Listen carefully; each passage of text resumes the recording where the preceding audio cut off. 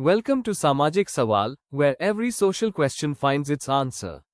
Let's explore the issues that matter to us all.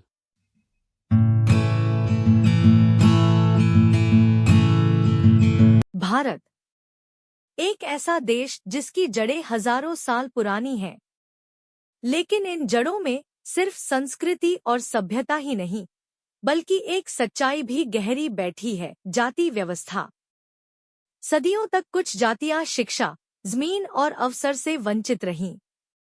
इसी अन्याय को मिटाने के लिए स्वतंत्रता के बाद संविधान में एक व्यवस्था बनाई गई, आरक्षण। मूल उद्देश्य था जिनके पास सदियों से अवसर नहीं थे, उन्हें बराबरी पर लाना। संविधान निर्माता डॉक्टर भीमराव अंबेडकर ने सोचा, सामाजिक और आर्थिक बराबरी के बिना स्वतंत्रता अधूरी है।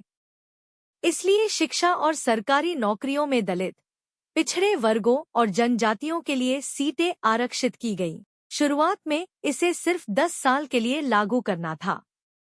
लेकिन सवाल ये है, वो 10 साल आज 75 साल क्यों बन गए? 1980 के दशक में आया मंडल आयोग, जिसने ओबीसी वर्ग के लिए भी आरक्षण की सिफारिश की। देश भर में विरोध हुआ, प्रदर्शन हुए, कई छात्रों ने जान तक दे दी। समर्थकों का तर्क था, ये न्याय है, समान अवसर का हक है। विरोधियों का कहना था, ये मेरिट को मार रहा है और नई असमानता पैदा कर रहा है। आज आरक्षण सिर्फ एससी, सेंट, ओबीसी तक सीमित नहीं रहा।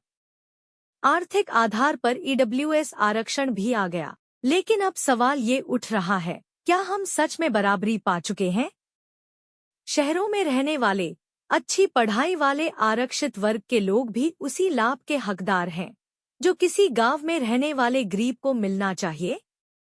और क्या सामान्य वर्ग का कोई गरीब बच्चा सिर्फ जाति की वजह से पिछड़ जाए, ये न्याय है? रवि और अमन दोनों एक ही स्कूल में पढ़े, दोनों का सपना था आईएएस बनना। रवि ओबीसी वर्ग से, गरीब किसान का बेटा। अमन सामान्य वर्ग से, एक छोटे दुकानदार का बेटा।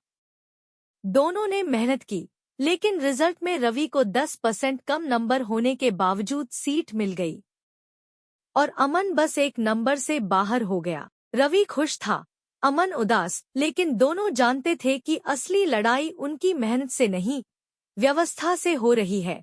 तो समाधान क्या है?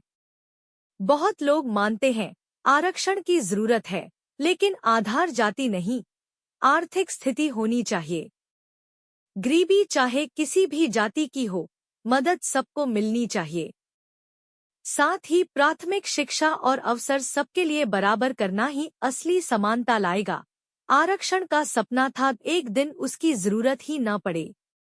लेकिन आज हमें तय करना है, हम एक दूसरे को जाति से देखेंगे या इंसानियत से? समानता सिर्फ कानून से नहीं, सोच से आती है।